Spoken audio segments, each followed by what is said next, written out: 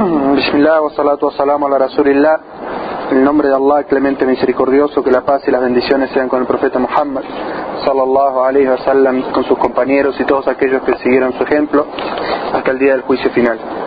Vamos a hablar hoy sobre un tema que es muy importante, un tema de la doctrina, de la creencia de Ahlus Sunnah wal Jama'ah, de la gente que sigue la sunna del profeta Muhammad sallallahu alaihi wa sallam y se aferra a la comunidad, a lo que es la gran comunidad de los musulmanes.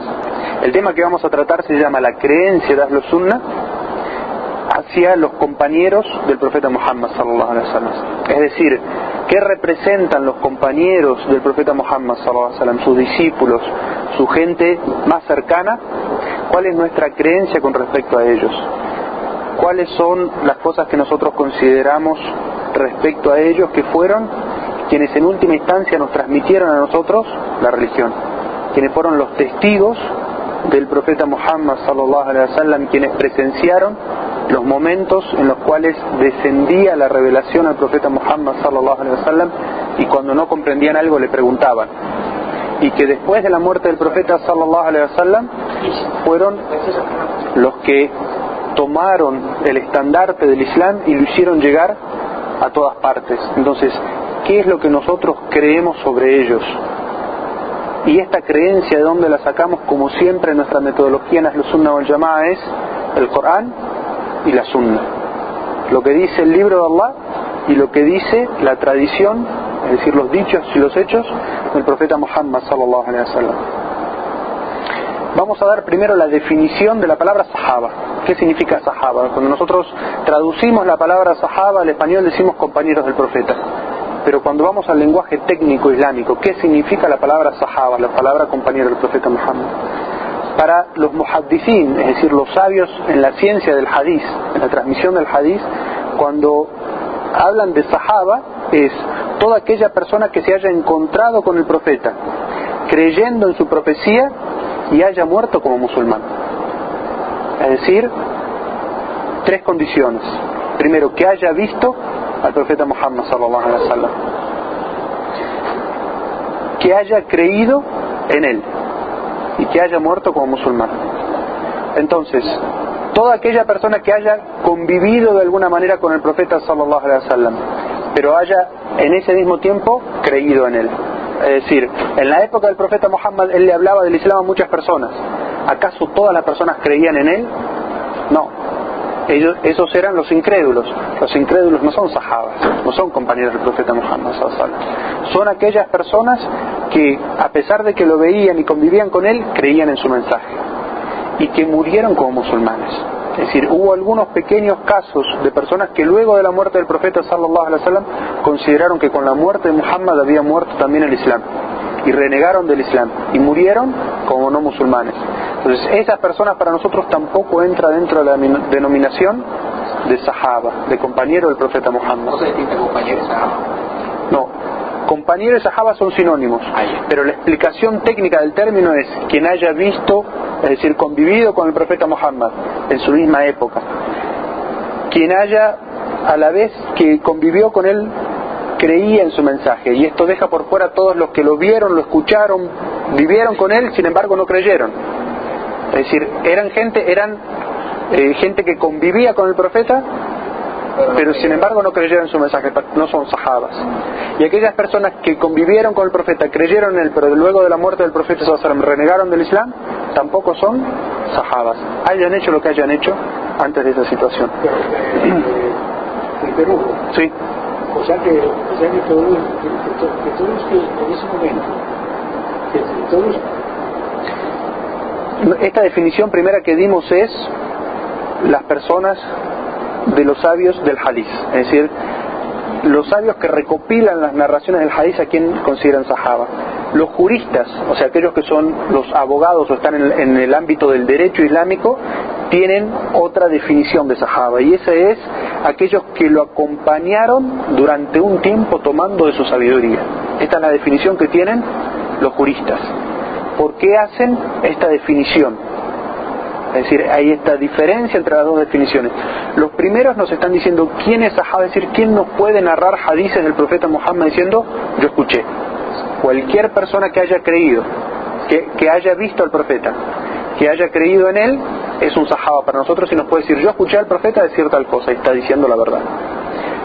En el campo del fiqh, de lo que es la jurisprudencia islámica, cuando nosotros decimos la opinión de un sahaba, hacemos una diferencia. Los sahabas son en ese aspecto aquellos que convivieron, es decir, que fueron discípulos del profeta sallallahu alaihi wasallam, que convivieron un tiempo con él y tomaron de él su sabiduría, porque no es lo mismo una persona como Abu Bakr as-Siddiq, como Ali radhiallahu anhu, que estuvieron 23 años con el profeta sallallahu alaihi wasallam, escuchando de él sus enseñanzas, acompañándolo en todas las instancias, combatiendo con él, ayudándolo a formar el Estado Islámico, a una persona que el último año se hizo musulmán, un beduino que vino, tomó el testimonio de fe con el profeta y se volvió al desierto.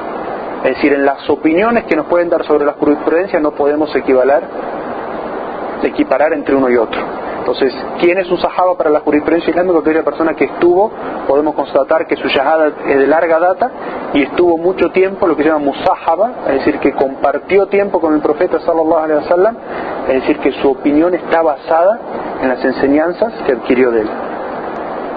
Vamos a ver la palabra sahaba en el Corán y la Sunna, es decir, cómo menciona el Corán la palabra sahaba, en qué contexto. Por ejemplo, el profeta sallallahu alaihi wasallam dijo en un hadiz: no insultéis a mis sahabas, pues aunque lleguéis a dar en caridad tanto oro igual al tamaño de la montaña de Uhud, nunca llegaréis a igualar un puñado de ellos. Este hadiz, el profeta sallallahu alaihi wasallam estaba hablando con unas personas, ¿verdad?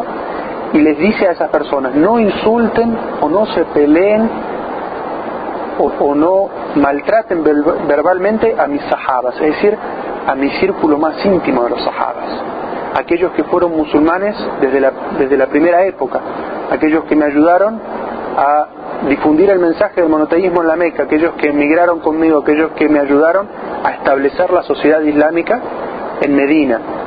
Y ahora estos que se hacen musulmanes al final vienen y critican a los primeros. El profeta sallallahu alaihi wasallam le dijo: no critiquen a mis sahabas, es decir, ¿a cuál de las dos definiciones que dimos anteriormente se está refiriendo? A la de los juristas, ¿verdad? A los que dijeron que los sahabas son aquellos que pasaron mucho tiempo con el profeta Muhammad sallallahu alaihi wasallam. El profeta le está diciendo a los últimos musulmanes más nuevitos: no critiquen a aquellas personas que me acompañaron durante todo el mensaje, porque aunque ustedes tuvieran tanto oro como una montaña, la montaña de Uhud es una montaña muy grande que estaba a las espaldas de la ciudad de Medina. Es decir, el profeta le hablaba a la gente de Medina porque veían la montaña. Cuando uno está en Medina es imposible no ver esa montaña, es una montaña enorme, gigante. Y él le decía: aunque ustedes tuvieran todo eso de oro y lo dieran en caridad, no equivaldría a un puñadito de oro que dan mis sahabas por el esfuerzo que ellos hicieron por el Islam. Cuando no tenían nada, ellos daban su palabra, daban su vida, se ofrecían a sí mismos para defender al profeta sallallahu alaihi wasallam. No es comparable con una persona que viene después cuando toda la situación ya está arreglada, ya está armada. Entonces el profeta sallallahu alaihi wasallam usó la palabra sahaba en este hadiz. Y otra vez, volviendo a la definición que dieron los juristas, es decir, no critiquen, no insulten a mis compañeros primeros, porque hagan lo que hagan ustedes, no pueden alcanzar el favor o la grandeza de la obra que ellos tuvieron al acompañarme desde el principio. En el Corán también se menciona el término sahaba. Dice Allah en el Corán: si no socorréis al mensajero, sabed que Allah no necesita de vosotros, pues ya lo auxilió aquella vez que los incrédulos lo expulsaron de la Meca, cuando en la caverna con su compañero le dijo: no entristezcas, pues Allah está con nosotros. Entonces Allah hizo descender su sosiego sobre él, le socorrió con un ejército de ángeles que no veían, y dispuso que el propósito de los incrédulos se desvaneciera, y que el mensajero de Allah sea el que prevalezca. Ciertamente Allah es poderoso sabio. En esta ley Allah le habla al profeta Muhammad sallallahu alaihi wasallam y nos habla a todos nosotros. Y nos está diciendo: si ustedes no socorren al profeta Muhammad sallallahu alaihi wasallam, es decir, si ustedes no lo apoyan, no lo soportan al profeta Muhammad sallallahu alaihi wasallam en su misión y también en su seguridad, dice, sepan que Allah no necesita de ustedes. Es decir, apoyar y sustentar al profeta Muhammad sallallahu alaihi wasallam es un bien para ustedes, porque Allah no necesita de ustedes. Que ustedes le ayuden al profeta Muhammad sallallahu alaihi wasallam es una forma de que ustedes se ganen el paraíso, porque Allah ya lo sustentó cuando él estaba escapando de los incrédulos, cuando había salido de la ciudad de la Meca y lo perseguían todos los incrédulos para matarlo, y él y su sahibihi, dice en el Sagrado Corán, él y su sahaba, su compañero, que quién fue el que acompañó al profeta Muhammad sallallahu alaihi wasallam en la emigración de la Meca a Medina, Abu Bakr as-Siddiq. ¿Cómo lo llama Allah Abu Bakr as-Siddiq en el Sagrado Corán? Sahibihi, su compañero cercano. Entonces está usando Allah Azza wa Jalla en el Sagrado Corán la palabra sahaba, refiriéndose a un compañero del profeta Muhammad sallallahu alaihi wasallam que lo acompañó durante su emigración de Meca a Medina. ¿Y qué dice Allah? Nos relata una historia que pasó en esa situación. El profeta sallallahu alaihi wasallam fue y le pidió a Abu Bakr que lo acompañara en la emigración. Pero el profeta no emigró de la Meca sino hasta que todos los creyentes y musulmanes habían emigrado de la Meca. Es decir, en la Meca los musulmanes eran, como nosotros somos, una minoría. A diferencia de nosotros, esa minoría era perseguida y torturada. La gente de Quraysh no quería que los musulmanes recen, no quería que los musulmanes o que la gente abandone la religión idólatra y se convierta al Islam. Entonces, ¿qué hacían? Perseguían, torturaban y mataban a los musulmanes. Entonces, llegado un tiempo en el cual ya se hizo imposible la convivencia de los musulmanes con esos incrédulos, Allah le permite a los musulmanes emigrar. Pero a diferencia de la gente de la actualidad, el profeta sallallahu alaihi wasallam no fue el primero en irse, ¿verdad? O sea, en la actualidad los líderes, ¿qué hacen? Son los primeros en irse, en dejar al pueblo atrás. El profeta sallallahu alaihi wasallam no. El profeta sallallahu alaihi wasallam, cuando Allah les autorizó a los musulmanes a emigrar, arregló la emigración de todos los creyentes. Cuando todos se hubieron ido, Allah autorizó al profeta sallallahu alaihi wasallam recién a dejar Meca. ¿Quién había quedado para acompañarlo? Abu Bakr as-Siddiq. Él había quedado en la Meca para acompañar al profeta Muhammad sallallahu alaihi wasallam. Entonces Allah nos relata una historia. Cuando ellos escapan por la noche de la Meca, se esconden en una montaña, en una caverna. Entonces vienen los buscarrecompensas, aquellos que estaban tratando de cazar al profeta Muhammad sallallahu alaihi wasallam para llevarlo a Quraysh y que lo maten. Entonces el profeta y Abu Bakr se esconden en una caverna. Esa caverna es muy pequeña, de manera que ellos tenían que estar apenas contra la pared, y Abu Bakr, cuando ve que los incrédulos vienen, le dice al profeta Muhammad, mensajero de Allah, si ellos miraran a sus pies, verían nuestros pies. Es decir, no era una caverna profunda que ellos estaban escondidos, era una caverna muy pequeña. Y sin embargo, en esa situación Allah Azza wa Jal cegó a los incrédulos y no pudieron verlos. Y Allah nos recuerda esto a nosotros y nos dice, si ustedes no ayudan al profeta, Allah no necesita de ustedes. Allah ya lo ayudó cuando él estaba solo con todos los incrédulos en contra, persiguiéndolo. Es decir, que apoyar al profeta Muhammad sallallahu alaihi wasallam y seguirlo es un beneficio ¿para quién? Para nosotros. Y en esa situación Allah nos relata qué fue lo que sucedió. Cuando Abu Bakr le dijo eso al profeta, le dijo, si ellos miraran sus pies nos descubrirían, es decir, nos matarían. El profeta sallallahu alaihi wasallam le dijo, Abu Bakr le contestó, y fíjense la palabra que Allah usa en el Corán, cuando estando en la caverna con su compañero, es decir, con su sahaba, el profeta sallallahu alaihi wasallam le dijo a su sahaba, no te entristezcas, pues Allah está con nosotros.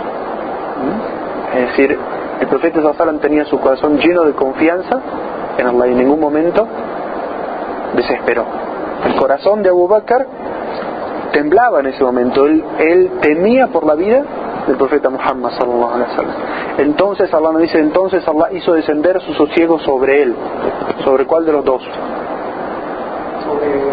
Sobre Abu Bakr. El profeta sallallahu alaihi wasallam tenía su corazón lleno de sosiego. ¿Cuál era el corazón que temblaba?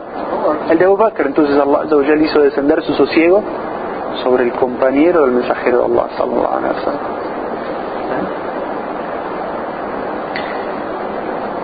Entonces, hablamos de la definición de la palabra sahaba para aquellos que estudian el hadith y para aquellos que estudian el derecho. Vimos la utilización de la palabra sahaba en el Corán y en la Sunna. ¿Por qué mencionamos esto? Para que nadie piense que la terminología islámica es inventada, que la inventó un sabio.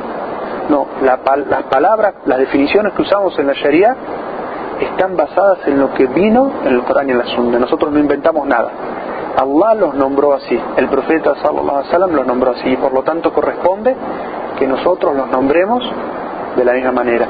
Y de la misma manera que, fíjense, el Corán y la Sunna, el respeto que tienen por esas personas, de la misma manera nosotros tenemos que tener respeto por esas personas. Y como el profeta dijo, no critiquen, no insulten a mis sahabas, entonces de la misma manera nosotros tenemos que tomar esa metodología y no criticar ni insultar a los compañeros del profeta sallallahu alaihi wasallam, porque no hay obra que nosotros podamos hacer que iguale la obra que ellos hicieron. El tema que sigue es, ¿acaso todos los sahabas son iguales? Dijimos que para la definición sahaba vamos a tomar la definición de aquellos que narran el hadith, es decir, toda aquella persona que vio al profeta creyendo en él y murió musulmán. Pero no todas las personas que vieron al profeta, creyeron en él y murieron como musulmanes están iguales. Dijimos que hay personas que ingresaron al Islam desde el principio, creyeron en él inmediatamente y lo secundaron durante toda su misión, y gente que a pesar de conocerlo desde la primera época se hace musulmán recién al final del mensaje. Un ejemplo de eso es las personas que creyeron inmediatamente en él. ¿Quién fue la primera mujer en creer en el Islam? La esposa del profeta Khadija. Fue la primera mujer, la primera persona en creer en el Islam. ¿Por qué? Porque el profeta sallallahu alaihi wasallam, cuando recibe la primera revelación en la montaña, las primeras aleyas, vuelve a su casa y le cuenta a su esposa Khadija lo que había sucedido, y Khadija inmediatamente le demuestra que lo que él vio no fueron alucinaciones ni fueron un demonio, sino que evidentemente es una revelación de Allah. ¿Por qué? Le dice, porque tú eres una persona de bien, que alimentas al pobre, que ayudas al necesitado, que no abandonas al que necesita tu ayuda. Es decir, le evidenció que ella creía en todas las cualidades buenas que él tenía, y que por lo tanto, si recibía eso, evidentemente debía de ser una revelación. Es decir, la primera persona en creer en el profeta Muhammad sallallahu alaihi wasallam, una mujer, Khadija. Luego el profeta sallallahu alaihi wasallam comienza a hacer da'wa a sus amigos y familiares. ¿Cuál es el primer hombre en creer en el mensaje del profeta Muhammad sallallahu alaihi wasallam? Abu Bakr as-Siddiq. ¿Y cuál es el primer niño en creer? Sí, es el... Ali, cuando se hace musulmán, tiene 7 años. Pero es el primer niño en creer en el profeta Muhammad sallallahu alaihi wasallam. Porque sí, nosotros decimos de que el primer musulmán, el primer musulmán fue Ali. Eso lo que ¿Sí? No se dice Khadija, ni se dice simplemente. Claro, históricamente fue Khadija. El primer ser humano en creer en el mensaje del profeta sallallahu alaihi wasallam, una mujer. Entonces salimos de toda controversia, ¿sí? Pero de los hombres, es decir, de los adultos, Abu Bakr as-Siddiq, y de los niños, Ali radhiallahu anhu. De todas maneras, y es una metodología que nosotros vamos a ver respecto a los sahabas, las virtudes individuales de los sahabas no demuestran superioridad de uno sobre el otro. Es decir, todos los sahabas tienen una virtud o varias virtudes que el profeta sallallahu alaihi wasallam o Allah en el Sagrado Corán evidenció sobre ellos. Pero eso nosotros no hacemos entre ellos mufábala. Es decir, no decimos fulano es mejor, mengano es mejor, fulano es mejor, o es tal es superior al otro. No, todos ellos tienen virtudes. Y en base a esas virtudes fue que Allah los eligió para que ellos, después de la muerte del profeta sallallahu alaihi wasallam, fueran tomando las riendas de la nación islámica. Y por eso es que nosotros decimos Abu Bakr tenía prioridad en el califato, luego Omar, luego Uthman, luego Ali, y luego los que siguieron. Pero de todas maneras nosotros creemos en las virtudes de todos ellos. No agarramos las de uno y negamos las de los demás, sino que creemos en las virtudes de todos los sahabas. Sin embargo decimos, esto no nos puede llevar a la injusticia de igualar entre todos los sahabas y decir, todos ellos fueron iguales. No. Hubo entre ellos quienes durante los 23 años del mensaje del profeta Muhammad sallallahu alaihi wasallam combatieron mano a mano con el profeta sallallahu alaihi wasallam. Estuvieron al lado de él cuando él pasó hambre, cuando pasó necesidad, cuando lo boicotearon, cuando tuvo que emigrar, cuando tuvo que luchar, cuando tuvo que establecer su estado islámico, cuando los asediaron, en todas esas épocas ellos estuvieron al lado. Y después vinieron, que es una virtud enorme, gente en el último momento cuando Allah dice, y vendrán la gente a ti en olas, afuayan a convertir como en mareas a convertirse al Islam. Pero esa gente se convierte al Islam cuando ya la situación es fácil. No se puede igualar entre uno y otro. Los que estuvieron dispuestos a afrontar todas las dificultades y los que vinieron cuando la situación ya era fácil. Entonces, los sabios, en base a la vida de los sahabas, estipularon estratos. Estos estratos nos sirven no para también decir que de unos tomamos y de los otros no, o que estos son musulmanes o que los otros no, sino para no olvidarnos, como es parte de nuestra ética como musulmanes, de mencionar las mejores obras de cada uno. Entonces, el primer estrato, es decir, el más alto de los sahabas, es los primeros en aceptar el Islam. Y de entre ellos, los 4 califas rectos. Es decir, Abu Bakr, As-Siddiq, Omar, Ibn al-Khattab, Uthman, Ibn Affan y Ali, radiyallahu anhu. Ellos son el estrato más alto de los sahabas, los que estuvieron desde la primera época con el profeta sallallahu alaihi wasallam y afrontaron también las dificultades más grandes por llevar el Islam a sus espaldas. Sí.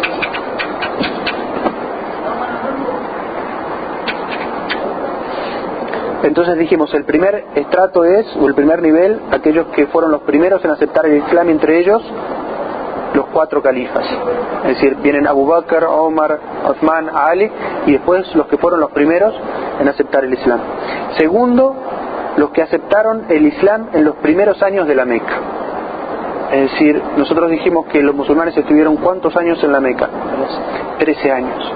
Es decir, aquellos que sufrieron la persecución, la tortura y en muchos casos la muerte y pasaron la época más difícil del Islam, esos están en el segundo nivel, desde arriba, porque esos fueron los que sufrieron más pruebas. Tercero, los que emigraron a Abisinia. En medio de esa persecución, el profeta sallallahu alaihi wasallam le permitió a aquellos musulmanes que no tenían protección de sus familias, que podían emigrar a Abisinia. Y Abisinia es lo que se llamaba en idioma árabe el Habasha. Es lo que hoy se conoce como Etiopía, que queda cruzando el Mar Rojo, enfrente de Arabia, sobre el continente africano. Y en esa sociedad, el rey, se llamaba Negus, era un rey cristiano. Sin embargo, el profeta sallallahu alaihi wasallam le dijo, emigren donde el rey Negus, porque es un rey justo que no oprime a nadie. Es decir, el mensajero de Allah le permitió a los musulmanes que vivían oprimidos y perseguidos que emigren a una sociedad cristiana, porque en esa sociedad cristiana había justicia social, porque en esa sociedad no se oprimía a nadie por su religión. Y así fue. Esos sahabas emigraron de la Meca a Abisinia, y cuando llegaron allí encontraron las garantías de protección y de paz del rey de Abisinia, que les permitió vivir como musulmanes. Y los musulmanes vivieron en Abisinia durante muchos años, que emigraron de Abisinia a Medina directamente. Imagínense, los musulmanes ya habían emigrado de la Meca a Medina y habían establecido el Estado Islámico, y los musulmanes seguían viviendo en Abisinia. Y cuando fue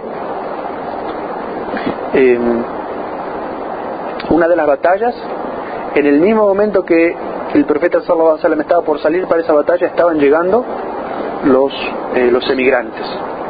Y ahí fue cuando el profeta sallallahu alaihi wasallam se reencontró con uno de sus primos, que es Jafar ibn Abi Talib, que sale en esa misma batalla y muere. Sí, y cuando ellos emigraron a Abisinia, parece que yo entendí, que de la Meca mandan, lo perseguían mandando un emisario allá diciéndole al rey que lo que entregara, y le dijo, ¿cómo yo voy a entregar si yo vine para que yo lo suceda? Exacto, exacto. Ese es un poder de Dios. Eso es. Y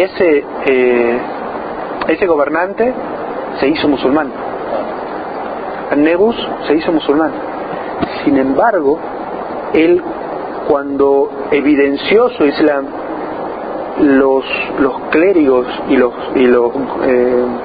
gobernadores y la gente de poder se exaltaron y como que se le iban a rebelar, le iban a sacar del poder. Entonces él mantuvo su Islam en secreto para mantener la paz. Y tanto fue así, o sea, él vivió como musulmán en su creencia sin expresarlo. Y cuando él murió, los musulmanes estaban en Medina. Y el profeta sallallahu alaihi wasallam dijo, porque Allah le inspiró que él había muerto, le dijo, ahora vamos a hacer la oración del difunto al difunto ausente, porque ha muerto nuestro hermano Negus en Abisinia. Y todos los musulmanes se pararon detrás del profeta sallallahu alaihi wasallam y hicieron la oración fúnebre como si él estuviera adelante de él. Y los relatos dicen que Allah acortó la tierra entre el profeta sallallahu alaihi wasallam y el cuerpo del Negus para que se hiciera la oración de esa manera.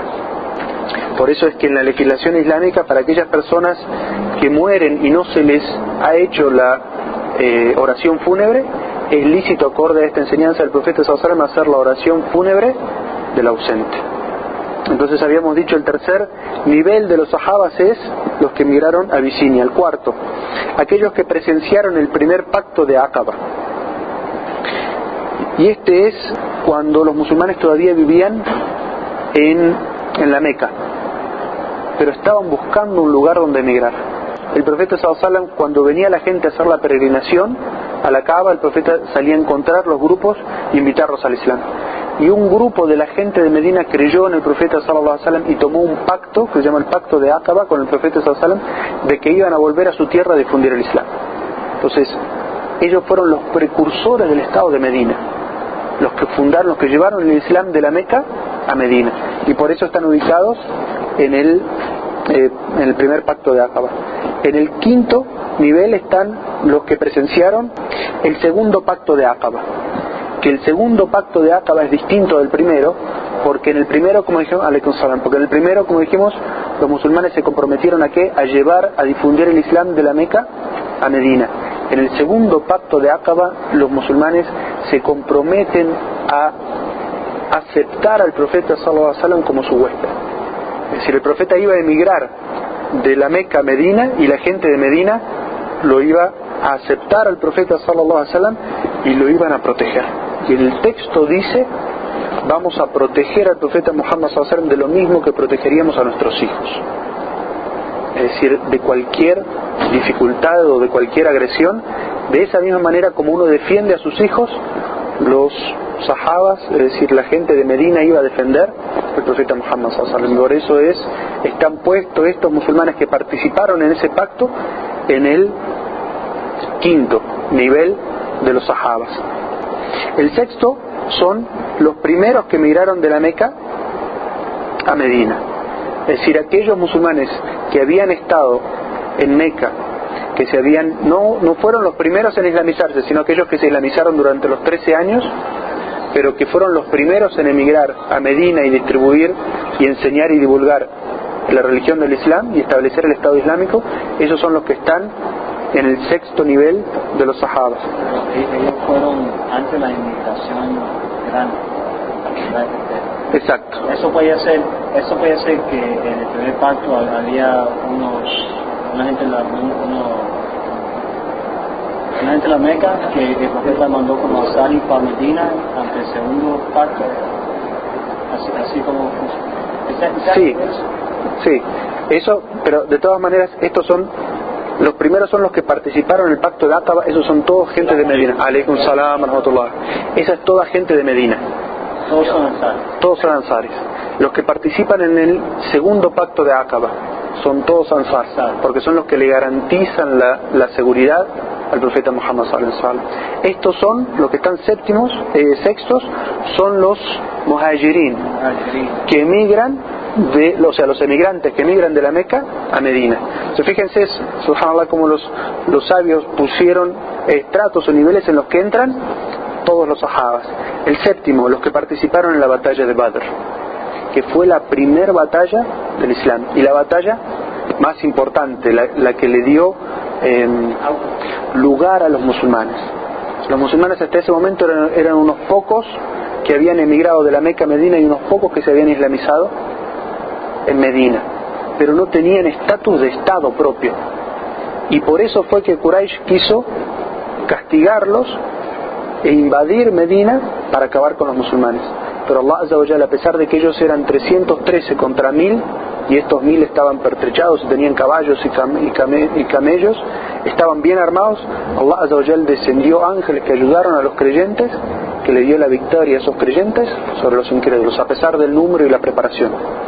Entonces, eso fue lo que le dio. Una vez que eso sucedió, los musulmanes empezaron a tener más respeto entre las tribus, ya que aquellos que habían pensado en invadir Medina o matar o perseguir a los musulmanes, esta gente tiene poder militar, tiene estatus de Estado propio, entonces desistieron de atacar a los musulmanes. Y por eso es que aquellos valientes musulmanes que participaron en esta batalla, a pesar de que muchos hipócritas que habían salido junto con los sahabas, antes de la batalla se volvieron y abandonaron a los musulmanes, y estos eran 1 contra 3, es decir, había una diferencia numérica importante, y en la preparación para la guerra también. Los musulmanes tenían pocos caballos, muy pocos caballos, sin embargo el otro ejército había venido con sus caballos y con sus camellos y con sus lanzas, y los musulmanes estaban armados con armas de combate de cuerpo a cuerpo. Los kufares estaban bien pertrechados, los musulmanes no estaban. Pero Allah Azza wa Jal, en muchas ocasiones, por la fe y por el aferro a la fe que tienen los musulmanes, les dio la victoria sobre los kufares. El octavo nivel, los que emigraron de la Meca a Medina luego de la batalla de Badr y hasta el pacto de Hudaybiyah. Entonces dijimos que el séptimo nivel el sexto eran los que emigraron, los primeros, los tempranos que emigraron de la Meca a Medina, es decir, ellos se jugaban porque no sabían qué era lo que iba a pasar con esa situación. Luego vino la batalla de Badr, luego vino los que, estando ya establecido el Estado Islámico, era más fácil emigrar porque no se jugaban tanto, ya los musulmanes tenían su Estado propio. Entonces esos por eso están un nivel más abajo. El noveno de los niveles es los que participaron del pacto de Ridwan, Beato Ridwan, que eso es cuando los musulmanes van hacia la Meca, intentan hacer la peregrinación y los kufares les impiden hacer la peregrinación menor, les cierran las puertas de la ciudad y ellos no pueden entrar. Entonces los musulmanes mandan a un negociador para que negocie con la gente de Quraysh para que los dejen hacer la peregrinación menor, y al que mandan es a Uthman ibn Affan. Y sin embargo la gente de Quraysh, ¿qué hace? Lo apresa, lo encierra, y es algo que va contra las leyes de los emisarios o de los mensajeros.